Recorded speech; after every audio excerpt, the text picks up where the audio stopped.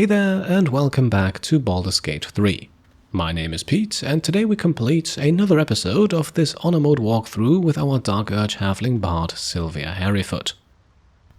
Last time we left off, after setting out to the Underdark, a vast series of caverns and tunnels devoid of sunlight but full of dangerous creatures, we encountered minotaurs and a boulette, and after discovering a secret Zentarim storehouse, we finally reached the outskirts of a Myconid colony, home to a group of mushroom-like creatures. Before we head inside, I've made one small party change. Will is with us now instead of Shadowheart, but that's all we need to cover at the start here. Let's climb up the mushrooms here and speak to a few more of these Myconid creatures. Fungus and mold glaze the grotesque creature's face and body. A voice drifts into your mind as you gaze upon the misshapen servant. Leave this one.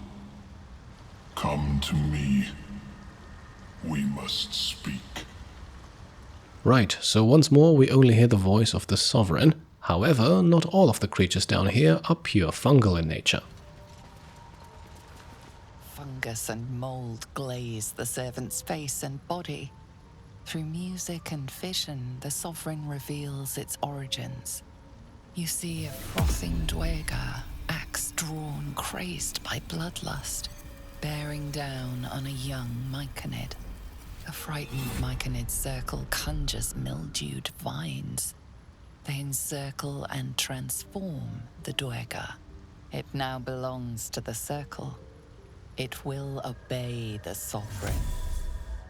So, looks like these Myconids have ways of defending themselves, and to even make use of those they defeated afterwards.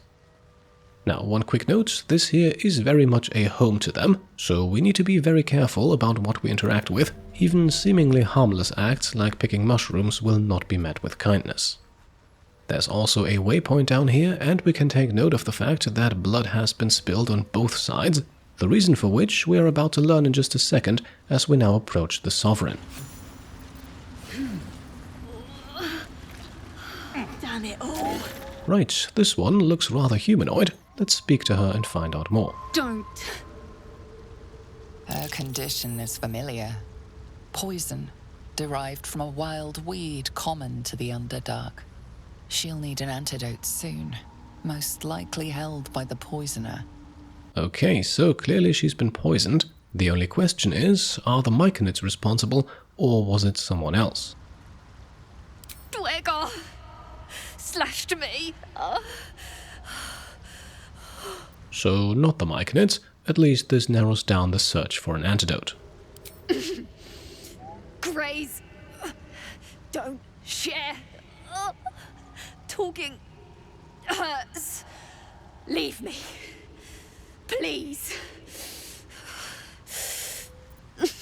Now, at this point, we want to perform a medicine check to figure out more about this poison. Even without Shadowheart, we can benefit from guidance with the amulet currently on Will, and we even get advantage on the roll because we passed the nature check earlier.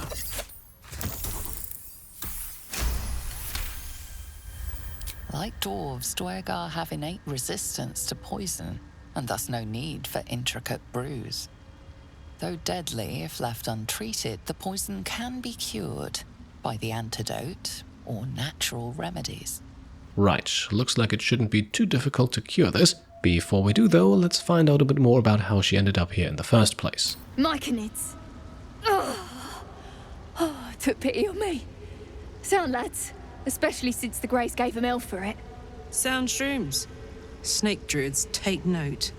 Now then, while we have the options here to give her an antitoxin or an elixir of poison resistance, we're not going to do any of it. There's another way to solve this without using any of our resources. Not going anywhere. Now at this point, it wouldn't be such a bad idea to have a cleric in the party. However, in Shadowheart's absence, the Amulet of Sylvanus here on Sylvia will have to do. It allows for one free cast of Lesser Restoration per short rest, and that's exactly what we need. Pain's fading. Either I'm finally dead or you healed me. Why? Well, to be perfectly honest, we did it mostly for the reward, but perhaps it's better that we don't reveal that just yet. Down here? Tends to be. but I'm nearly good to get on my feet. I thank you for your help, but I gotta get moving.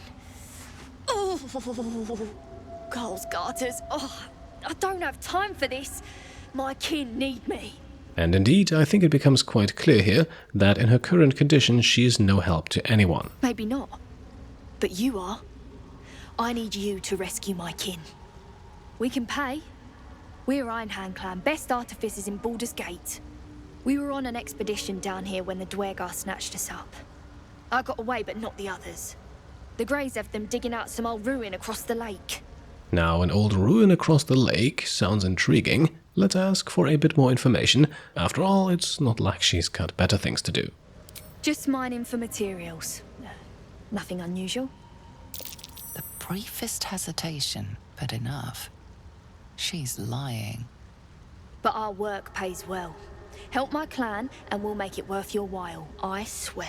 Well, she can swear as much as she wants. We already saw through her. With a DC 15 persuasion check, we can press the issue. That shouldn't be too difficult to pass, and any additional information we can get might be valuable, considering that she wants us to rescue her kin from whatever they got themselves tangled up in. Fine. It's complicated, but my clan has trouble back in the city. A blood feud. We were searching for something to turn the tide. That's all I can say. But it's worth a lot to us. Understand? Right, that sounds like they could possibly be looking for a weapon, and if that is indeed the case, then this is something that we might not want to let slide. Look, you've done me a good turn and you deserve the truth. But that's as much of it as I can tell, I swear it. If you need to go your own way, I respect that, but still, I'm asking. Now, of course, we're not going to let a little secrecy stop us from helping out here, and who knows, maybe we find something useful for our quest as well. Thank you. Only wish I could go with you. But here. I nabbed these boots from the Greys when I ran. I'll feel better knowing you're using them to kick some Duergar ass. I'll mark where I made my escape, and wait here, I suppose. Not much choice, eh? Alright, and with that, a short little side quest is quickly completed, and we obtain the Boots of Speed as a reward. These are regular boots that come with the Click Heels bonus action. Doing so doubles the wearer's movement range and gives enemies disadvantage on opportunity attacks. So definitely better than dashing, but we're not doing that too often either. We'll just keep them in our inventory for now. And at this point, I believe it's time that we finally speak to the Myconid sovereign, who is currently taking care of a lot of corpses. What is the creature doing to those corpses? The Sovereign's thick fingers stroke the corpse at its feet. A droning melody greets you as the creature turns its gaze to you. Flesh talker, I show you a memory. Watch and listen. A violent vision grips you. Duergar, dark dwarves chopping Myconid remains. They broke our peace. They killed our young. The Sovereign's song slows to the pace of a dirge. It is still in mourning. We laid waste to many, but intruders remain. Lakeward. The Sovereign's song halts as it measures your worth. I sense your resolve. You will find Duergar invaders near Lake's edge. Cleanse the rot. Destroy them. Duergar invaders, huh? I'd like to hear their side of the story first, but alright. So, looks like the Duergar are a problem for more than just the gnomes, and we get a unique bard option here to ask about the Myconid's troubles, which adds a bit more flavor than simply asking about what happened. The Sovereign's song twists into images. Duergar changing size, slipping in and out of invisibility, invoking craven divinity. An illusion comes over you. A Duergar choking on a cloud of gleaming dust. Accept this gift. It will help you exterminate.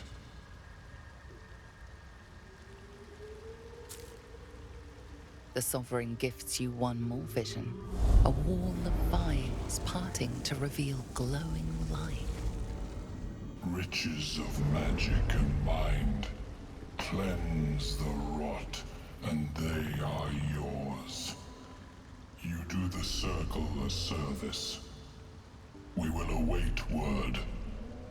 Right, quick and easy, our task seems to be clear. At this point we can also comment on them taking in the gnome we just helped, likely the reason why the Duergar attacked the Myconid colony in the first place. The Sovereign says nothing, but you hear appreciation in its song. Before we leave, we then also want to inquire about these Spaw servants, a unique form of magic we haven't encountered yet. We breathe life into our enemy's flesh. The dead make a fine host for my growing children. And of course, after willingly consuming several Mindflayer tadpoles, the prospect of learning this Spaw magic does seem intriguing. You may not. The spores hear only the circle. They dance to no other harmony. Well, that settles it, I guess. Our business here is therefore concluded for the moment. Apart from 2 Spore grenades we just received, the Sovereign does not have any items to trade with us. Those Spore grenades are very powerful though, effectively working the same way as a thrown speed potion. Now, if we want to do some trading, there are options here in the Myconid colony, the first of which lies slightly to the east of the Sovereign.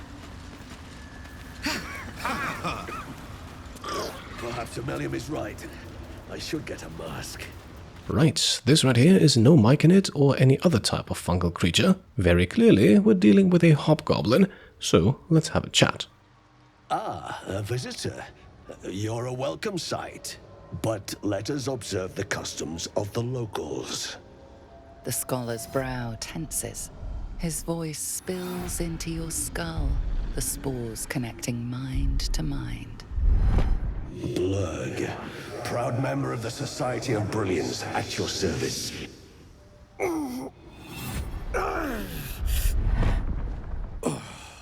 perhaps not. Your mind is far more complex than that of the fungi.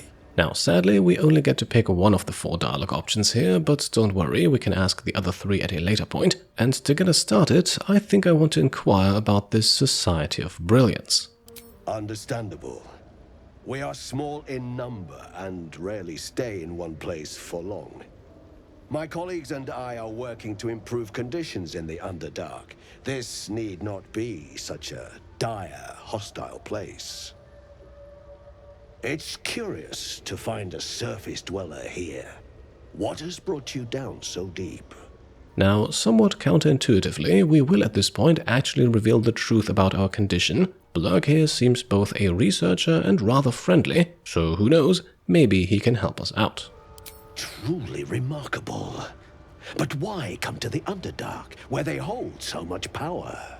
And once more, we will double down and tell him the whole story. His initial reaction, at least, did not feel overly judgmental. You were infected by an illithid tadpole? It's a miracle you're still intact. You must be worried sick, but have no fear.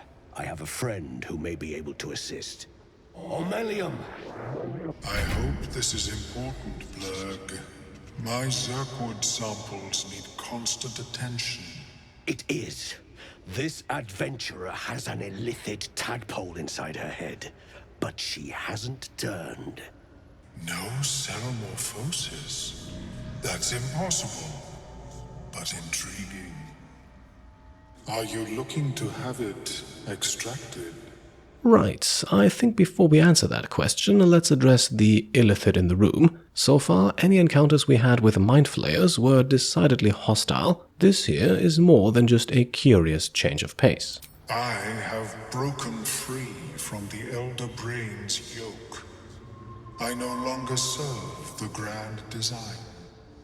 I ask that you refrain from violence, while I respect that your opinion of my kind may not change.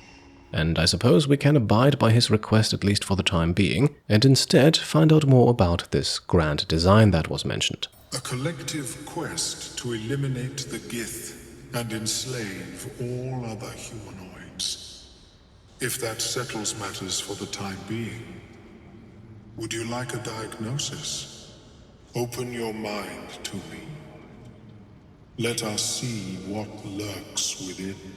Right, once more, I feel like at this point in the game, Sylvia is very much at the beggars can't be choosers stage, so what's the worst that can happen?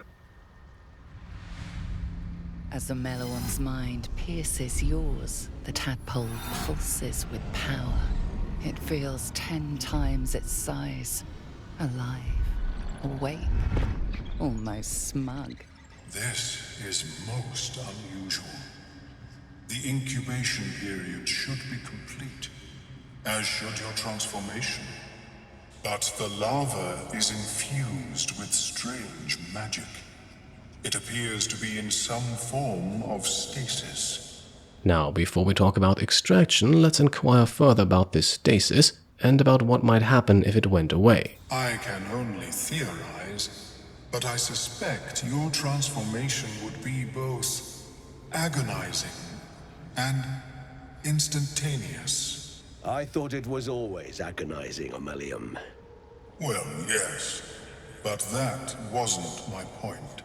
That brings us then to the all-important question. So far, all extraction attempts have failed, but then again, we also never asked a Mindflayer for help. No, it appears to be shielded from physical and magical influence. Moreover, the cranium has undergone severe trauma. It is a miracle the brain functions at all. Extraction would risk much.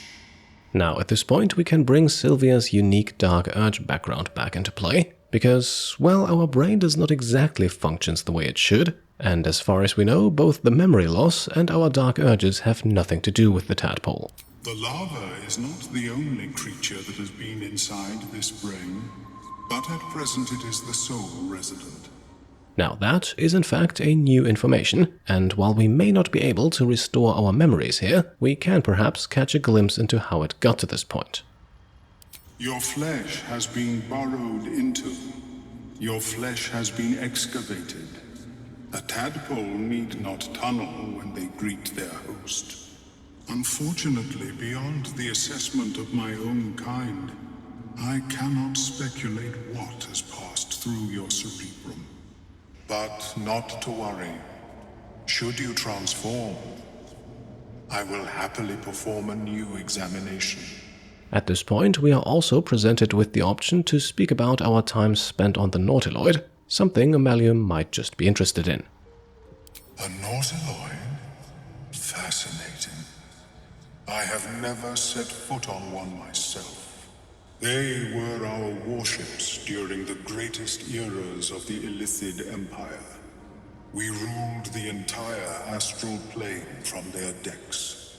The design was lost when the Gith rebelled and ended our dominion. So then, at this point, we only have two options here to more or less formally conclude this conversation, and there is no denying that we learned quite a bit, so let's show ourselves grateful for the information. Of course. I am sorry I cannot assist you in its removal. But I have an idea. Oh, perhaps I should start taking notes. There may be a way to bypass that stasis. There are many alchemical substances that can influence the mind. Now, we were just told that the stasis is what actually prevents the tadpole from transforming us. Assuming that Omeluum is aware of that, though, let's find out more about this alchemy. A tincture distilled from a collection of rare mushrooms. They have subtle psionic influence. I would require a fresh ton of madness and Timusk spores. But be warned, in their natural state, both of these mushrooms can be quite dangerous. Timusks cause confusion in those that approach them. The tongue is self-explanatory. Right, so both of these mushrooms do not exactly sound safe for ingestion. Perhaps it's worth pointing out that we're not quite as used to the effects of the Underdark as others. My formula will hamper the more harmful effects once the mushrooms are brewed into a potion. Your sanity however much you possess, should remain intact.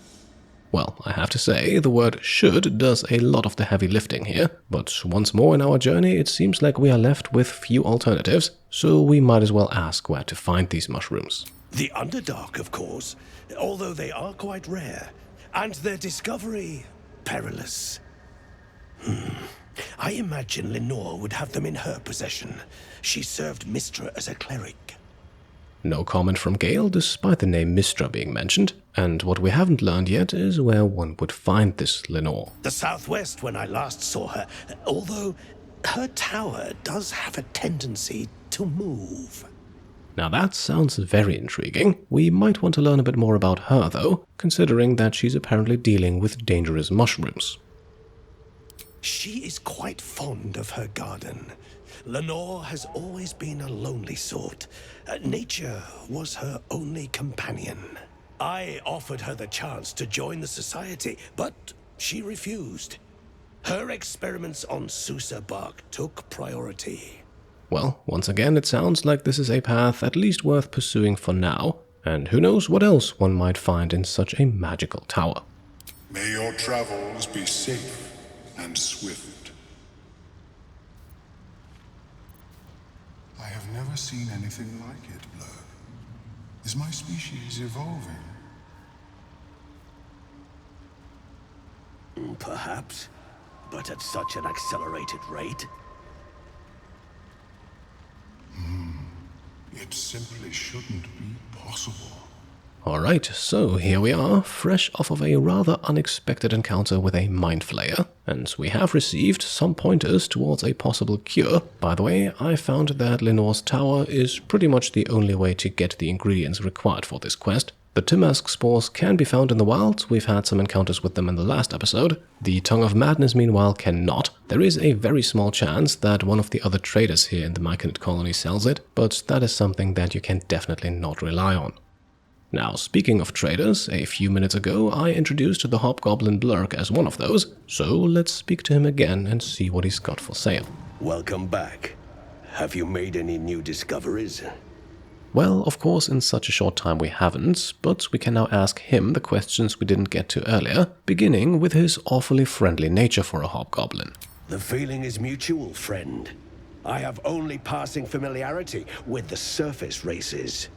But I found that there is as much to learn from an individual as there is from a community. So it is with the Myconids. They live in harmonious unity, but each has a unique personality. Moving on then, let's talk about research down here in the Underdark, which seems just a tad bit more risky than back up on the surface. Yes, but it has abundant natural resources. Spores, water orbs, trillimac. I've studied them for years. There is rare magic in the Underdark too. Fairsres. It radiates from the earth, warping, teleportation, and divination magic. And with Sylvia passing the Arcana check about rare Underdark magic, let's ask a follow-up question about what his studies might have uncovered. This is not a wasteland. It is a glorious ecosystem. Every civilization here could thrive without conflict. Now, obviously, and unfortunately perhaps, they don't. So speaking of conflict, let's get his perspective on the Duergar attack. I observed the fight from a distance. Combat is not my field of expertise, but the Myconids handled themselves well enough. No surprise, considering the unique tools they have at their disposal. At this point then, I think it's time to trade.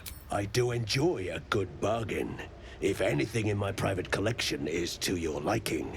Alright, now Blurg sells a few unique items, and one of which we want to grab right here now, the Psychic Spark, allowing its wearer to not only cast the magic missile spell, but also adding one extra missile dart to the attack whenever they do.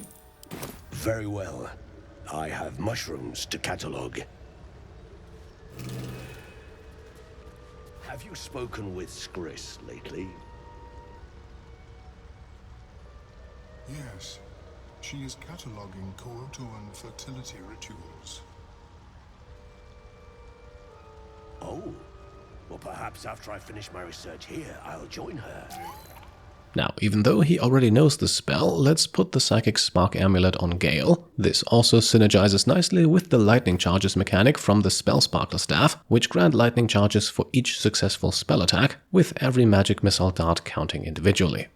Moving on then, it's not time to leave just yet. The Mindflayer Omeluum also has a few more interesting things to say. I greet you, child of the sun. How has your search for the mushrooms fared? Now, thanks to Sylvia's Bard class, we get 2 unique dialogue choices here. Let's begin by asking about Omeluum's much more pronounced sense of individuality. I was born with a propensity for arcane magic my people despise. It gave me the strength to resist the Elder Brain. Every waking hour I pushed back against its dire hold. My wizardry empowered me. The moment its control shattered, I fled. Before the colony discovered, I had defected.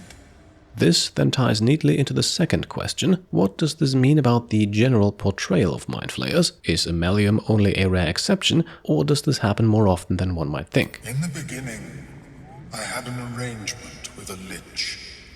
Excellent company, despite what one would expect. I required brains.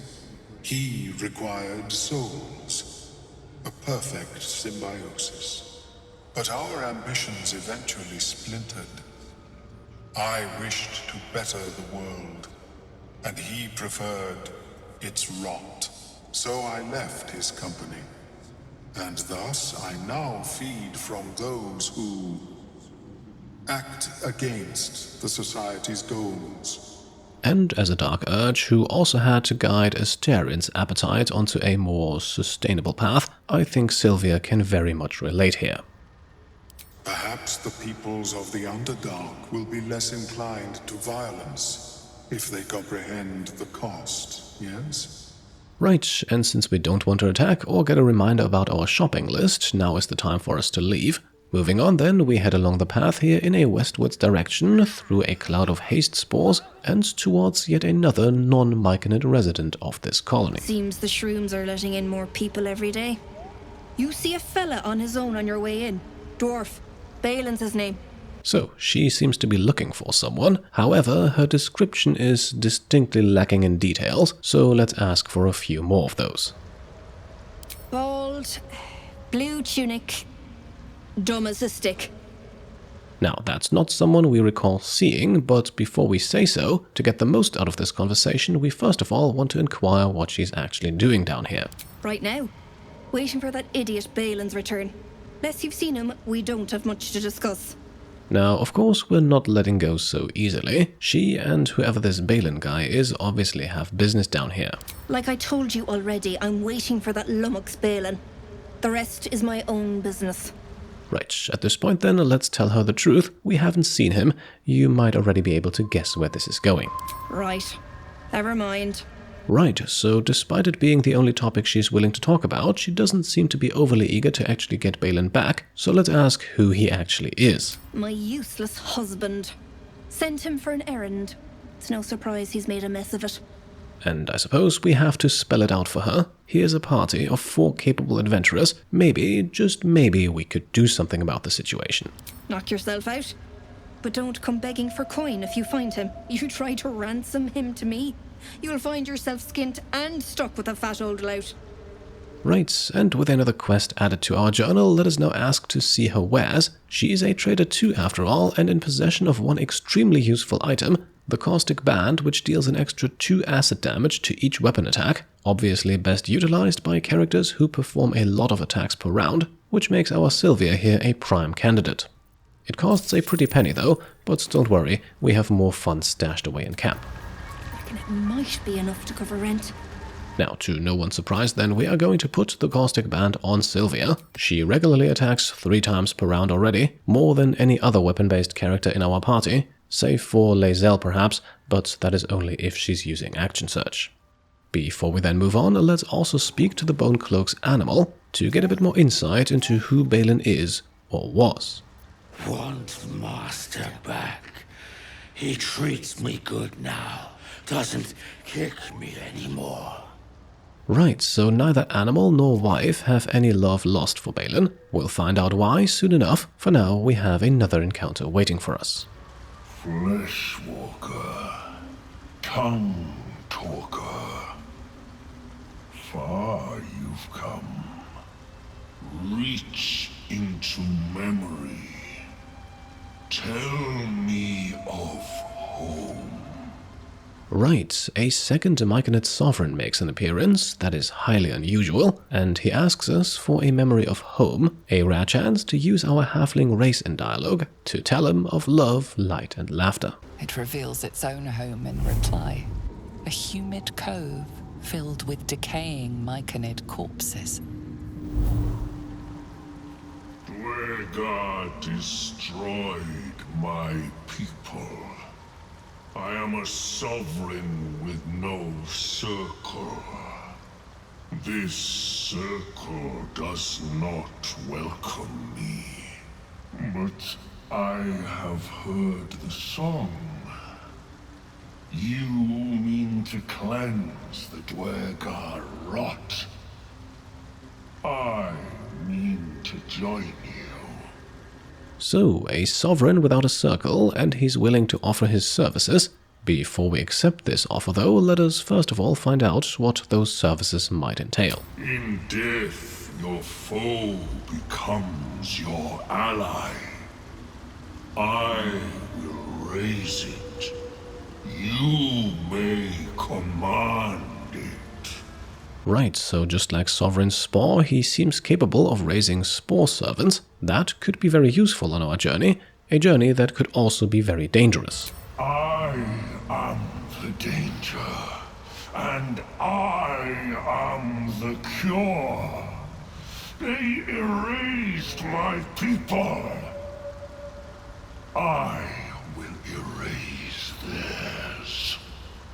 Right, Sovereign Glut seems highly motivated and eager for revenge, so I think we'll get along just fine, so let's offer him a place at our side.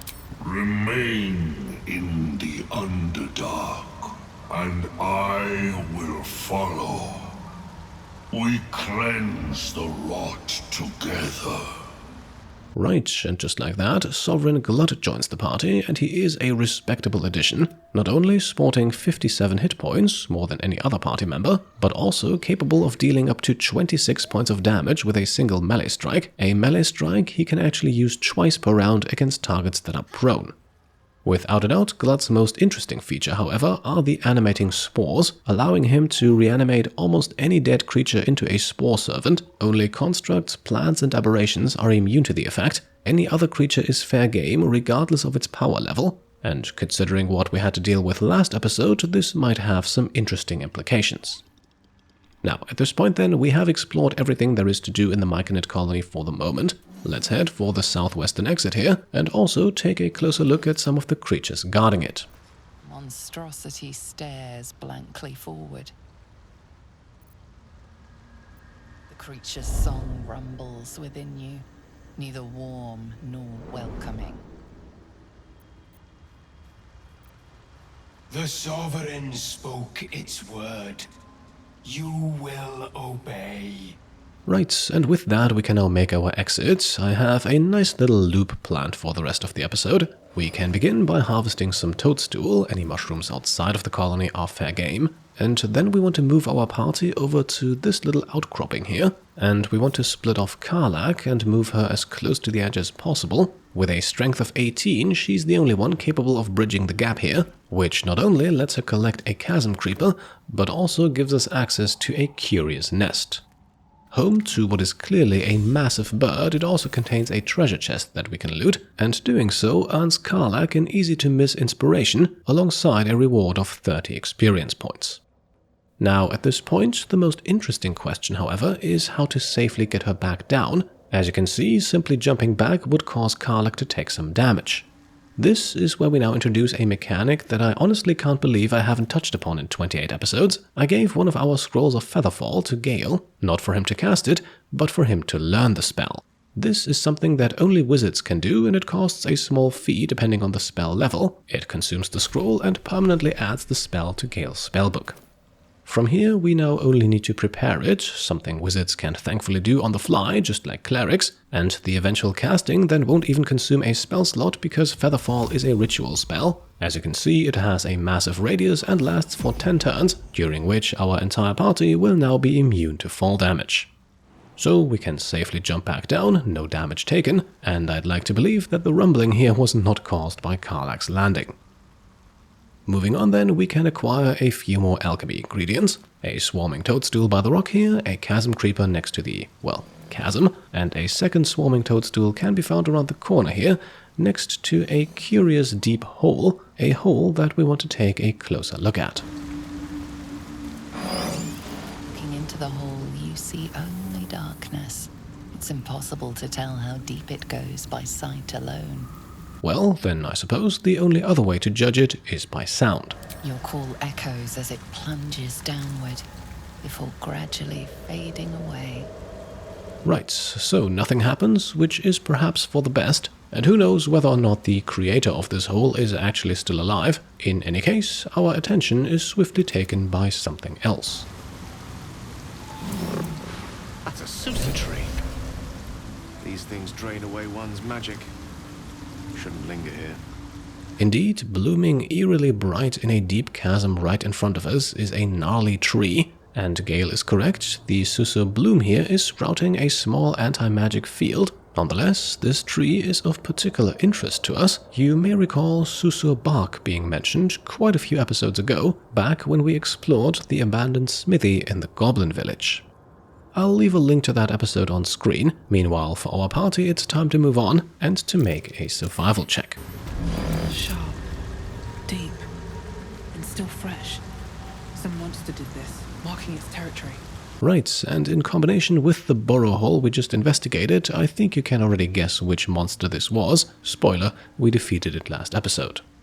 At this point then, we want to take note of the Bibberbang mushrooms right in front of us, and also of a hook horror looming in the shadows behind them. However, for the moment at least, the mushrooms are our priority. We now want to have Gale blow them all up. One is enough to unlock the Mushroom Enthusiast inspiration for Karlach, awarded for destroying each kind of dangerous Underdark mushroom. Those would be the two we took care of last time, Torchstalk and Timask. The Bibberbang here marks number 3.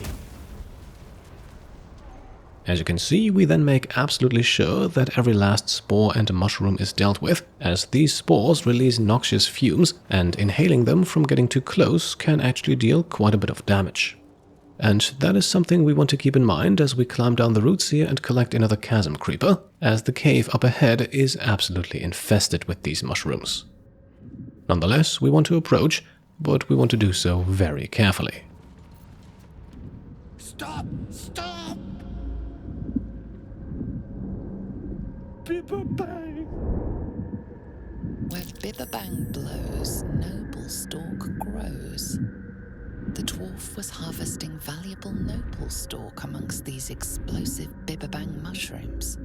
Right, looks like we just found Baelen Bonecloak, and in quite a predicament I might add. A nature check reveals that he was likely looking for valuable noblestalk, and the bard option here allows us to offer our help while keeping that little fact in mind. Not got it yet! Got stuck here instead! Scroll! Escape! My bag, please! I've dropped it somewhere! Now, very important, despite the fact that we have a scroll of Misty Step already in our possession, we do not want to reveal that. Instead, let's simply offer to find his bag for some approval from Karlach. Thank you, thank you!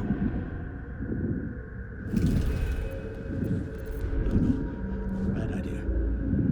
Right, now as you can see, Baelen is already down to very few hit points, so any disturbance of these mushrooms will inevitably lead to his demise. Good thing we have someone with us who can pass through them freely without disturbing them or releasing their spores. Without risking any danger whatsoever, we can send Sovereign Glut through the area. And crucially, before we take care of Baelen, we want to grab the noblestalk from the cave's eastern corner. Glut does not have a personal inventory, but can still drag it over to Sylvia, who can then pick it up outside of the Bibberbang's threat radius. Rinse and repeat with Baelen's pack, which is located by the rocks over here. That too we want to drag back to the cave entrance, so that Sylvia can take possession of all of its contents.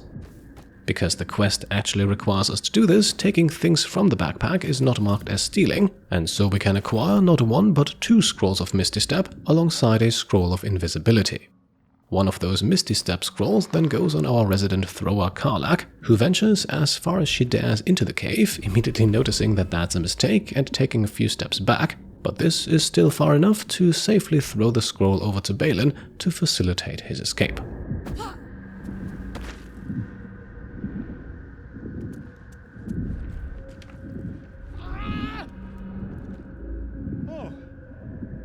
I'm all right. God, I can finally breathe. Right. What were you saying? Right, considering his state of mind, it's not hard to imagine how he ended up in this predicament. Let's hear from the man himself, though. There is no need to ask for a reward, by the way. We'll get one no matter what. I was looking for Derryth. She'll be worried sick. I must need to go. For you. Your trouble. Ta. Alright, and with that he runs off, rewarding us with a second scroll of invisibility, and Will also receives an inspiration for completing this rescue mission. Now at this point we once more turn to Gale as our Bibberbang extermination specialist. With a few firebolts we can now clean up this entire cave.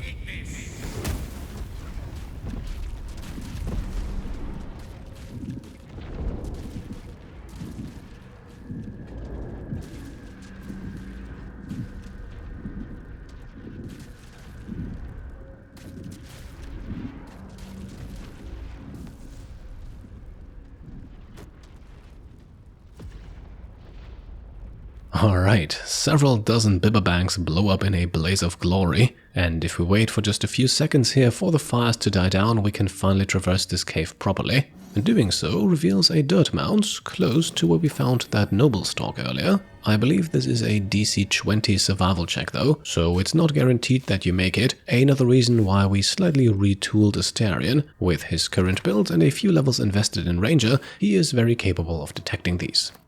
In the cave's southeastern corner then, we can grab one more chasm creeper, as well as a grand total of 7 Loth's candles, a useful ingredient in a powerful and dangerous weapon coating. By the way, yes, we'll get to alchemy at some point, but today we already covered learning spells from scrolls, so let's not get overzealous. Eventually then we leave the cave again and climb back up the roots here, and at this point we want to turn our attention to the hook horror we already spotted earlier. Sporting 97 hit points and an AC of 15, hook horrors are respectable enemies. However, despite their bird-like appearance, they cannot fly. With high strength and constitution, they are primarily melee-based brutes, and as such, we want to engage this first one here from range. Considering the enemy's dexterity of only 10, Sylvia is guaranteed to go first here even if we don't get surprise. Let's use a slashing flourish to kick things off. After dealing a lovely 34 points of damage, including 4 points of acid damage, thanks to the ring, we are spotted. The rest of our party meanwhile is still hidden and therefore has not joined the initiative just yet, except for Glut, who we can unfortunately not separate from Sylvia the way we can with Shovel, so the Myconid Sovereign will always follow her, even if we don't want him to.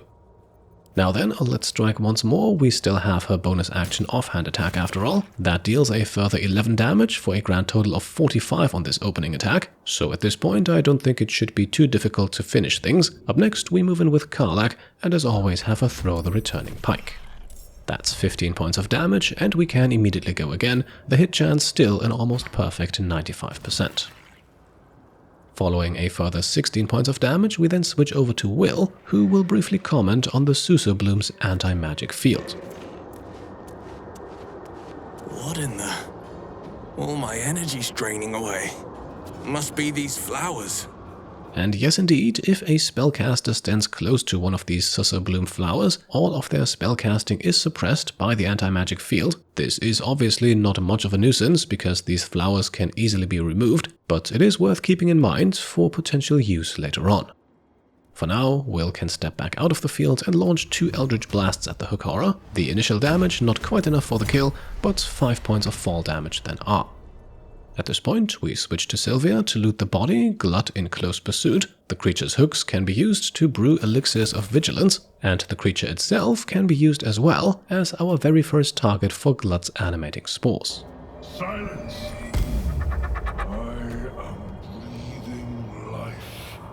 So, next to Glut and Shovel, we now also have a Hook Horror Spore Servant at our side. These spores only bring it back to 2/3 of its hit points, but offensively it still retains all of its abilities, a potent claw attack that, just like Glut, it can use twice against prone targets, and a long pouncing jump that can be used to make targets fall prone in the first place.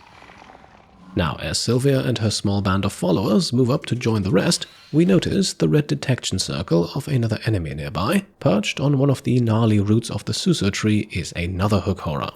Against this one, we want to utilize Will for the first strike. We give him the Amulet of Misty Step and the Bow of Awareness for extra initiative. Since he's out of spell slots, we'll also use his Pact of the Blade to summon a Greatsword, and then we're going to have a Misty Step right behind our target, which, as you can see, once again brings him into an anti-magic field. And since the Hook Horror here is actually on a patrol cycle and could turn around at any moment, we want to activate turn-based mode now, safely sneak a little bit closer and, importantly, outside of the anti-magic field. And then we use the Booming Blade cantrip for a nice opening attack from stealth. Right, 16 points of damage, and we even gain Surprise. Lovely. That should make the rest of the fight a rather trivial affair. Striking second is once again Karlach, who can jump onto one of the lower roots of the tree. While this may not negate the Hook Horror's high ground, it at least gets her close enough to attack at all, and from stealth the hit is virtually guaranteed. Once again, enemies on different height levels make the camera work a bit confusing, but we deal 11 points of damage and can now strike again. I was briefly thinking about using her last rage charge to frenzy, but since we have Surprise, I don't think that will be necessary. We still have plenty of moves left to make before the Hook Horror here can act. Following 19 points of damage, it's then time for Gale to enter the fray. He's stealthed and has the hunting shortbow equipped, and since Hook Horrors are considered monstrosities, he's got advantage either way, the perfect setup for a Scorching Ray. Unfortunately though, he misses once and the other two blasts also only deal minimal damage, so let's give Sylvia a go next. Both Glut and the Hook Horror follow her, and they're both not capable of stealthing, so they enter the initiative while our Bard does not, and since she also only has one Bardic Inspiration left and we have Surprise on our side, let's just attack normally with main and offhand. That results in a very respectable 27 points of damage, and well, we do have a Hook Horror Spore Servant at our side, so we might as well use it. Using only a bonus action, let's tell it to pounce and land right next to our enemy, which, despite a high strength score, knocks the Hook Horror prone. Now we not only get advantage on all melee attacks, but we can actually also use the multi-attack, striking twice and eliminating yet another foe. Unfortunately, or thankfully, depending on your perspective, the fighting isn't over yet. Patrolling down here near the chasm is a third Hook Horror, and that's actually the beauty of this area. All of these enemies are spread out in such a way that you can take them one by one, but only if you're very careful. For this third enemy then, Will is once again the opening striker, this time with an Eldritch Blast. I gave him the Bow of Awareness for the initiative bonus, by the way. As you can see, this time Surprise is not on our side. But we deal 26 points of damage and can now follow things up with Karlach, who also spots a waypoint. And not only that, there's even more enemies off in the distance. The bitch queen shall take me, my joy. Ahoy. Right, so it looks like we've got some kind of humanoid who has allied himself with these Hook Horrors, a clear indication that whoever this is, they're not going to be friendly. For now though, they are too far away to notice anything, so as usual we'll have Karlach throw stuff at our enemies, and this time we thankfully have the high ground on our side.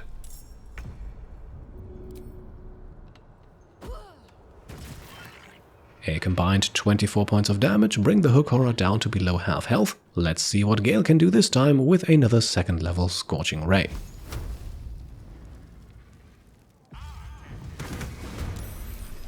Alright, that's more like it. We are down to 14 hit points now. I was fully prepared to have Sylvia dig a bit deeper into her bag of tricks. Instead, we simply make sure that Glut does not follow her any longer by having him join the initiative, and then we let loose from above one more time. So, there we go, 3 hook horrors down, 1 more to go, and whoever that humanoid is, despite the hook horror causing a bit of a scene here, we are thankfully not detected yet, and can instead now sneak up with Gale, once again with the Bow of Awareness, to take a closer look at who we're dealing with. Seems like the humanoid is a drow, a wizard it looks like, potentially very dangerous if we let him attack, but with only 14 hit points and an AC of 11, nothing too threatening as long as we can strike first. Now for this first strike, a fireball actually seems sensible as both enemies are close to each other. There is however a tattered scroll on the floor that we don't want to get burned up, so we're using a 3rd level Scorching Ray instead. 3 hits, 1 miss, and we gain surprise on top of it all. The enemy wizard Filro here is also already half dead, while the hook horror has sadly only taken 3 points of damage. Well, time to do something about that, I suppose. Once again, Karlach is our second striker. I was hoping for her to do enough damage to kill Filro here, sadly that did not happen. And of course, we're not going to waste another one of her powerful throws on the wizard. Attack number 2 will go against the hook horror, but this time we will put her into a frenzy first, just so she deals a tiny bit of extra damage.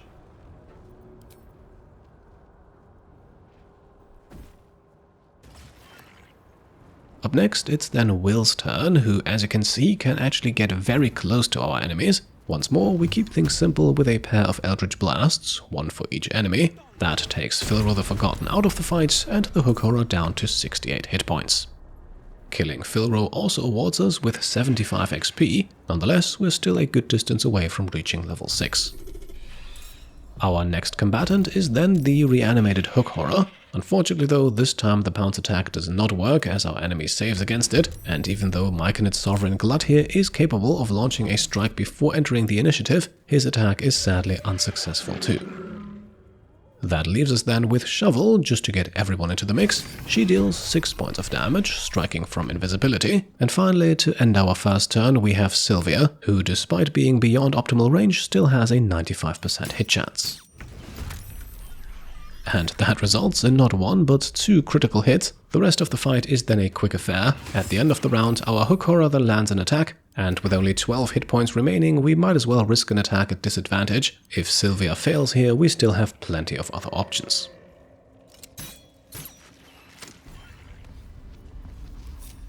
She does not though, and with that, the area is now finally cleared. Time to get to looting the place. We begin with the hook horrors. Since the elixir of vigilance that can be made from their hooks is somewhat useful, I also do not recommend blasting them off into the chasm here to kill them. As tempting as that may be, it would forfeit valuable loot. Now, after climbing the tattered roots here back up onto the Sussur tree, we want to take a closer look at that tattered scroll I mentioned earlier. Marked by teeth marks and dried slobber, one word stands out here, magma, the rest is illegible gibberish. But a note on the body of Filro himself shines more light on the affair, mentioning a protector of an adamantine forge who can only be destroyed in magma, and perhaps with a hot hammer. According to these notes, there's an adamantine forge down here. And whatever's protecting it can be cracked by a hot hammer. What a story. So, that is another possible destination added to our journey. We also briefly want to take note of an icy crystal in Filro's and now in our possession that seemingly does not fulfill any further purpose. The rest of the loot in this small hideout here is mostly foodstuff then, so it doesn't take long until we eventually make our exit. Down by the sigil we discovered earlier, we can pick a blue cap, before we then climb back up the Sussur tree to finally harvest the aforementioned Sussur bark. Got the plant and the Sussur bark. Now I need somewhere to craft it all. The forge of the blacksmith's house should do. And that is the exact forge I mentioned earlier, so once we head back up to the surface, we should pay that house another visit. One more thing we also want to do at this point is pick up and pocket one of these Sussur blooms. This now actually creates a moving anti-magic field around Sylvia, who has the bloom in her inventory. Obviously, we have little use for that at the moment, so let's send the flower to camp. But who knows, down the line we might just find ourselves in a situation where it could come in handy. Eventually, we then climb back down the knotted roots to explore more in a southern direction. Behind the large rock here, we can pick up another rogue's morsel. And a bit further up ahead, there's also a pile of bones next to blood smears on the ground, as well as the skeletal remains of something large. Thankfully, its killer does no longer seem to be around.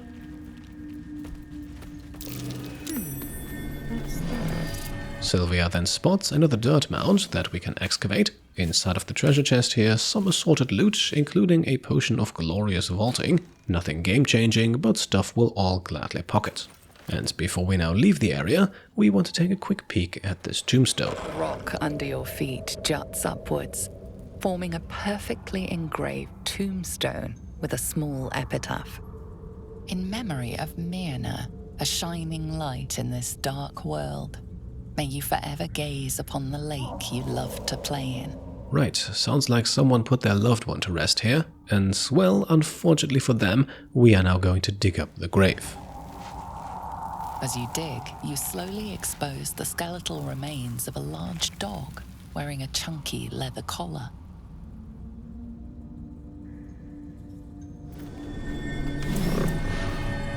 So, this was apparently a dog's grave, a dog whose collar we have just picked up, and it is just that, an ordinary dog collar, no special properties.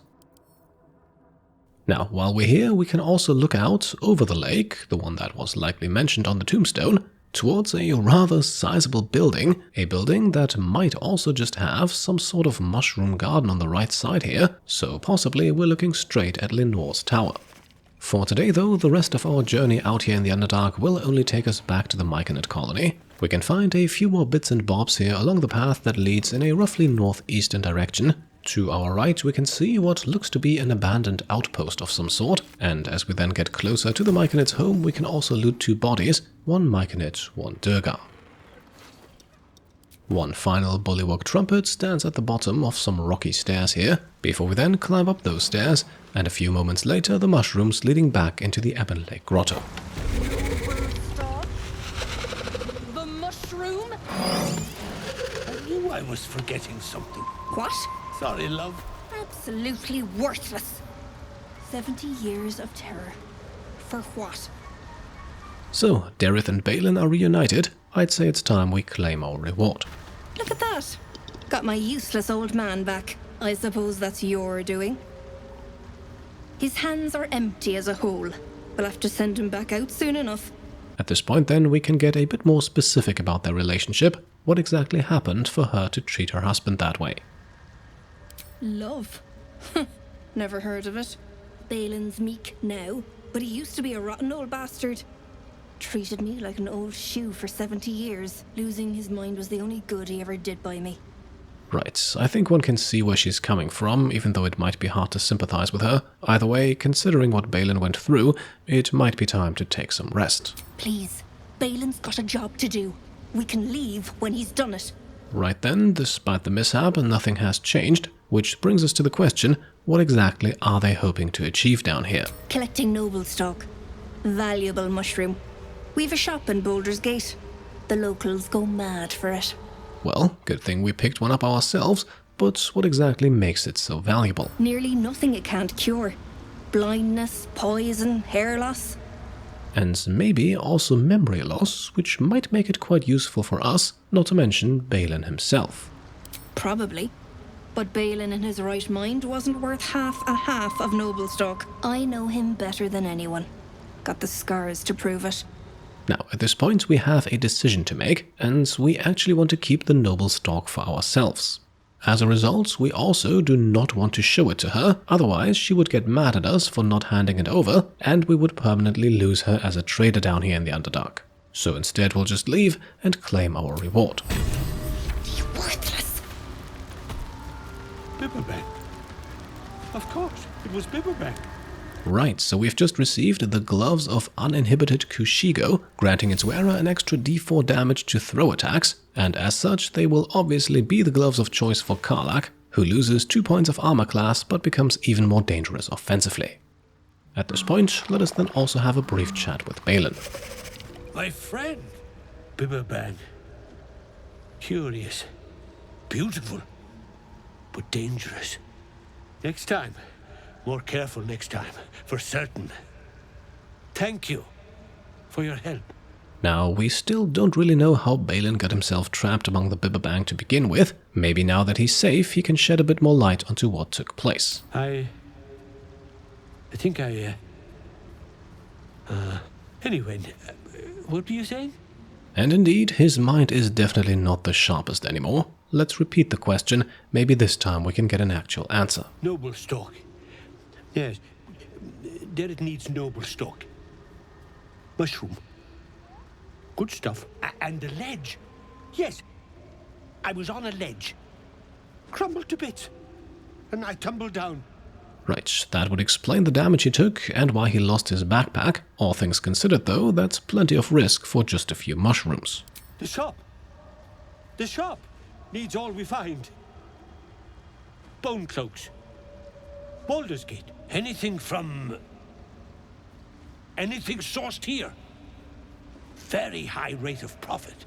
Now, we've heard it from Derryth already, but maybe he can add some info. What exactly is it that makes noblestalk so valuable? Mushroom. Powerful.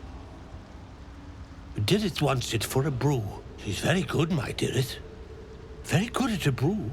Right, so since the noblestalk is still in our possession, we are now presented with the option to give it to him. However, given what we've learned about his previous character, restoring that might not be the best idea, and it is in fact not the plan anyway. Should it indeed be able to restore lost memories, we might have a use for it ourselves. With whom and how exactly that goes, well, that will be explored in the next episode. We've crossed the 1 hour mark for this one, and I think that's enough to make the cut. I hope to have the next episode up before the holiday break, but we'll have to see how things go. In any case, that's it for today. I hope you enjoyed the video, and if you did, then I would be very happy if you could leave a thumbs up. As always, if you like what I'm doing and want to support me and my channel further, then you can go ahead and subscribe to stay up to date, grab some merch over on shop.petecomplete.com, or become a channel member or Patreon supporter. Thank you all for watching, and I'll see you next time. Cheers.